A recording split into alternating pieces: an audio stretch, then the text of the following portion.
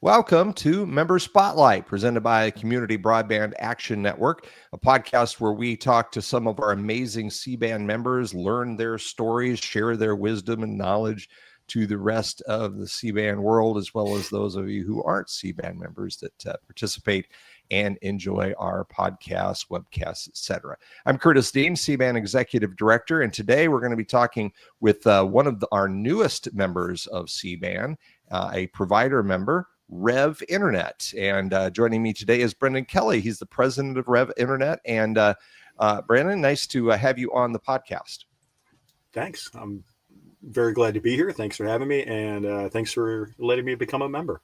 You bet. We had a great conversation. You joined CBAN. I reached out. We had a great conversation a couple days ago, and I'm like, wow, we got to get you on because what you're doing is really cool. It's really needed, and I think it's a unique thing that others in the industry and the communities that we share this with will be interested in hearing about it. So to start from the 80-foot, 1,000-foot level and work our way down, tell us about your industry journey. Well, I have been in telecom and ISP for many years, 15 years, some years at this point, marketing for, 30, I guess, but in the category for well over a decade, always on the marketing side, field marketing for Frontier Communications and CenturyLink, now Lumen. Also worked as a campaign manager for a B2B ISP, Allstream. Then went on to work for a couple startup ISPs that designated the market segment that I am now actively trying to court, specifically manufactured housing communities. Mm-hmm. And success with those two enterprises, but they're having their difficulties. And I was starting to think that I can do it. It makes sense to me to make it better. It's got to be pretty simple. So after being in the corporate grindhouse, I got together with some good former colleagues, and we decided at our middle age that let's be entrepreneurs. Let's do something right. We know there's a market that needs service overall, a new approach to the market. And here we are. It led me to say, put on my entrepreneur pants and starting a company. Well, how do those pants fit? Because I've had them on for a few years, and sometimes they're a little tight around the waist. Yeah, very much so. Same experience. Yeah. No. So you entrepreneur, startup, Rev Internet is a startup. You guys are just getting rolling. So tell us a little bit about, you mentioned, working on providing service to manufactured housing communities. Talk about that. What is your approach? Right. Well, it is a startup, but I've been very lucky that I've been able to surround myself with an A+ team of industry veterans and experts, all sharing the mission. And the mission is what drives us. But we're coming to this ISP with a lot of years of background in the industry. So we know we can deliver our product as best as possible. What Rev Internet is in a nutshell is we're a boutique ISP. We are only going to service manufactured housing communities in our initial phase. And the reason being, and this is where the mission comes into play, is that MHCs are generally left way on the wrong side of the digital divide. And that's mainly because they're privately owned land, where people rent their land, but they have their own mobile home. And it's often difficult to bring real broadband into these communities. Municipalities often look it over in muni builds, which we want to help them overcome that. And quite frankly, big cable and big telco, they don't see the immediate return they like. Say they have a franchise from a municipality, which is a lot easier to execute than going park by park by park. Right. It is. It's hard work to do, but it's necessary work, because end result is this: the residents have inferior service. They either do not have access to fiber. Their only solutions are DSL and fixed wireless. They may have quite a few do have cable, but that's very old coax and really reached its end of life. And quite frankly, cable companies treat their MHC customers as their cash cow. They know they can't get better service, so they can charge what they want and continually charge to higher prices, and no need to upgrade plan because they feel they have a lock on the market. So we want to be revolutionary and change that model a little bit. Another unique thing to us is that we're going to be internet agnostic, as I like to say. We will work individually with every single park that partners with us to create the conveyance that makes the most sense at an efficient rate, and then build to the future. Very rural markets will offer a point to multi-point solution, or tower work where we can deploy. We'll do fiber to the prem, either a retail model right to the residents or a bulk model to the park owners. Gotcha. The whole point being is residents don't have the good service, and we're going to get them better than what they had at an affordable rate, but we're driven by empathy. So we are truly an upstream customer focused market because truth be told, it's typically speaking, a manufactured home is probably, at 30% of the value, if not more, of a stick-built home. And same goes for household income. So we're never going to be the company that says, hey, you have to choose between your medicine or your internet service. Well, you're going to choose your medicine because that's what's important. So every one of our customers are going to get to know us personally. We are going to be virtual neighbors in their community, and we're not just going to be the internet provider. Once we have customers and residents, I mean, they're our partners as well. We want to uplift their livelihoods, continuing education, other communication tools. Maybe as simple as a Facebook group, but kind of foster that communication and education and employment opportunities that true broadband offers, because we all know it's having broadband is a proven economic lifter of livelihoods, and we want to be the purveyors to do that. It's really what I love about this approach is it really ties into a couple of things that we care about passionately at CBAN: access and adoption and inclusion. So the battles continue to be fought over getting people online, the ability to be online with a quality connection that is reliable, that will allow them to do these things to improve their lives. And you're kind of doing, but you're doing one with the purpose of serving two. Yeah. You've heard the term digital redlining. Yes. I want to talk about that in regards to manufactured housing. I would say to a certain extent toward other types of affordable housing. As you've been working in this industry for a long time, as you're standing up Rev Internet, is that a function of, is that only happening in big urban areas? Is that happening in small communities, or is it pretty universal? Well, I'd say the redlining aspect probably is universal. I think a lot of it has the municipality that a mobile home park resides in. Case in point, I'm blessed to have the service of our director of customer experience, Liz. She truly embodies this brand. She lives in the mobile home community, and she is also a park manager. So we walk the walk as much as we talk the talk. And her mobile home park in Michigan, that community has laid, or I guess it would be the LEC, laid fiber all throughout the town, and they just simply don't want to bother to go into manufactured housing communities because it's a privately owned park. by a large logo ownership group, and it's just often stymied. It just doesn't get done. And hers is a big park. If I recall correctly, it's well over 300 lots. So that's 300 citizens that are redlined just from the difficulty of the red tape that we're going to endeavor to cut through.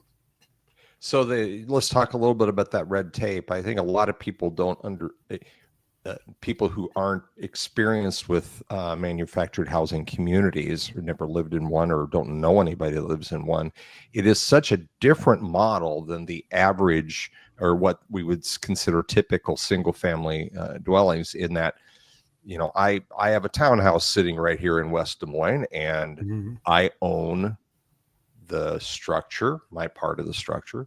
I own my part of the land the structure sits on. But when you are looking at a manufactured housing facility, that ownership is kind of bifurcated. It's separated, isn't it? Yeah, there are such entities called PUDs, private urban districts, that I've come across. So it's a manufactured housing community, but the residents also own the land underneath them as well, and it's managed by an HOA type structure. But those are kind of few and far between. The majority of manufactured housing communities are owned by either a company, a group, or an individual, and they own the land. They own all the infrastructure, amenities, and such. The MHC resident typically just owns their home, and they pay a lot fee to be on that property. So they are essentially renters, and with that, they're probably under some covenant with their lease that they still have to pay for trash and water, and really you're just renting a piece of ground, and it's never yours. And the big misnomer is why we call them manufactured homes now instead of mobile homes is because they're not mobile. No. Once you put that house on that plot of land, it's not moving for at minimum 5,000. They can go up anywhere, and it's never the same. It's there. It's now a house, and we want to treat the homeowner as they are, a homeowner. A homeowner. Yeah. And they deserve all the respect, empathy, and need for as good a service as residents of stick-built homes. Yeah. Or a regular home, parlance there, stick-built. Regular. Well, I've known people over the years that, there's a stigma out there that persons who live in manufactured housing, mobile home parks, et cetera, are, have low incomes or are, substandard in some way. I've known people that choose that. It's not income restricted. It's just like they like the fact they like to maybe live a little smaller. They like to live in, a community where they have really close neighbors and they get to know them well. A community where, their total housing costs may be less than they would if they bought a single family dwelling, and they're using that money to have more fun or drive a nicer car or whatever. So it's not all just people are not forced into manufacturing housing because economic circumstances. It's also a lifestyle choice. Very much so. Yeah. I've been to dozens of parks, and addressing the stigma. It's real. Absolutely. I've seen some really nice cars parked next to a manufactured home. I'm like, okay, good for you. And that's fine. And I've really seen the gamut too. Some manufactured housing communities, in the South, retirees, they're gorgeous. Golf courses, swimming pools, you name it, they have it. Pickleball. Don't forget the pickleball. Pickleball's big. Yes, that's right. Drives a golf cart. I have very good friends in the Phoenix, Arizona area, and we love to go visit there because it's just like, it's amazing. And let's go play softball. Let's go play pickleball or whatever. And everybody drives around with their golf carts and helps each other pick the oranges and the orange trees in their front yard. And And I've seen the other side of the coin, for lack of a better term, the stereotype, where, going door to door to herald service and, getting chased by wild dogs. I mean, Yeah, yeah. and frankly, those are the communities I really want to help. Absolutely. The ones like the retirement community I'm thinking about for my friends in Arizona, um, they were attractive enough to a provider that they chose to put service in, because I believe they have fiber to their unit. But that may not be a decision that someone would make, an operator would make in a smaller community or even an urban community with a mobile home park that is folks of lesser economic power. Mm-hmm. And addressing that point, what me and my team know is, it's obviously a very price sensitive audience, and I think in the best way. Quite honestly, I think a failing of the industry as a whole is we sold speed. I used to joke about this many years ago. It's the cult of speed. We're still not, as residents, in need of multi-gig service. But yet we still drink the Kool-Aid. Exactly. And that's our fault. That's just a misunderstanding of the customer. What they really want is a fair price, stable connectivity. Absolutely. And again, something to make it easier for them to not have to make that difficult choice. Do I pay this bill because I need it for my health, or do I pay my internet bill? So speed to this audience, and quite frankly, I think anybody, it's speed is not the issue. It's a fair price for a fair service. You have to right size. And first and foremost, addressing some of the stigma is really to have that bottom-up customer-focused mentality. I think everyone likes to say they're customer-focused, but it is really needed, because people in manufactured housing communities are quite conscious of the stigmas themselves. Oh, absolutely. Yeah. So our mission is, this is something as good or better than what you currently have, even to the folks outside of the park. This is unique to you. We are servant leaders that are going to try to improve their lives as much as possible. So it's really great to just have a mission after so many years, working in big companies, all about ARPU and getting subscribers and lower churn. This is something different. Are we making our resident customers, partners happy?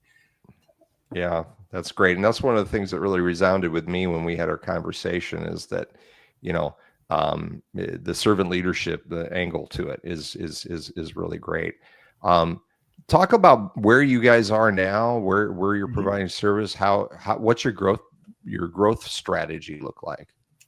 Well, all the pieces are in place except a big one with some investment. I look at my checking account every day. But That's so in terms of growth, we're all set to launch and to start our revolution. We do have one park that may be coming on, is planned to come online middle of this month. We're going to get out there and assess the current network and be able to just kind of flip the switch over to us. That will be a point to multi-point solution. Gotcha. Which is good to note. This was a park that was offered to have fiber to the prem from a good regional ISP, and he said no. He doesn't want. He simply doesn't want trenching. The owner of the land, right? And it's a family-owned property. It's been in his family years, which is really the ideal partner we want to work with. This is his community. This is where he grew up. So we want to be very empathetic and helpful to him and his neighbors. But he simply said, I don't want trenching. I'm like, that's okay. Point to multi-point. That's what we'll do. And that's an example of what works for our partners is the deployment will launch. So we're pretty excited. And then after that, our trajectory, once we have a good proof of concept with this park, we'll I got the pitch deck ready. Good for you. We hope to have at least an initial 10 parks the first year, and then a cumulative growth rate of 15 parks annually after that. And the reason for that small growth, I mean, because there's well over 50,000 manufactured housing parks in the country. Yeah. That's what people overlook. It's quite a large group. We want to maintain the integrity of the brand. We're small and scrappy, and we want to do it right. And we think just maintaining, just a good, safe 15 parks a year will get us to profitability in year 5, and quite frankly, good money after year 10. Yeah. So the math. So excited about that. So yeah, we have a conservative but stable growth plan. Part of that, I should say too, I've learned this from competitors. It's not enough to get plant into the park. It's got to be good plant. And, kind of, I think, our mission and CBAN's mission is, it's got to be right by the customer. So absolutely.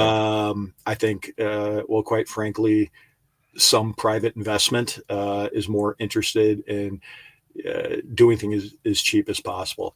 Profit extraction. Exactly. And it's all for naught if the service is bad. So when we do fiber to the prem, it's going to be good cabling. We're going to use right PON technology, point to multi-point. We're going to have a strong radio system, enterprise grade. And then further on down the line with just customer service, everything has to be the best as possible when it comes to the operation, because it goes without saying that's only fair to the customer, but it helps with retention too. If they got good service at a good price, our partners aren't going to leave us. Absolutely. Well, hey, Brendan, I love the attitude. I love the approach. I love the mission, and we want to wish you all the best. If there's somebody out there that is listening in, maybe a community leader out there that says, wow, we would love to see these guys come to our community. I've got the URL up on the screen if you're watching on YouTube. If you're listening on a podcast platform, we'll put this in the show description. So you'll be able to go to REVinternet.com. Pretty easy, actually, to remember that one, REVinternet.com, and hook up with the team and share your interest. And Brendan, we'll check back in with you as the process goes along, and we hope your project bears great fruit. Thank you. Thanks. I really appreciate the vote of confidence, and really proud to be a new member of CBAN too. Our missions are fully aligned. Yes. It's good to be in good light company. Thank you for having me. Absolutely. And we appreciate you becoming part of our growing membership organization. Our guest today, Brendan Kelly, he's the president of Rev Internet. And we thank him for coming on. And we thank you all for participating in this. Don't forget to hit like or subscribe. Do both. Let's just do both. Let's make it easy on you, so you get notified next time we post content, and we hear from more great members here on our Member Spotlight. Thanks for joining us today, and we'll see you next time on CBAN's Member Spotlight.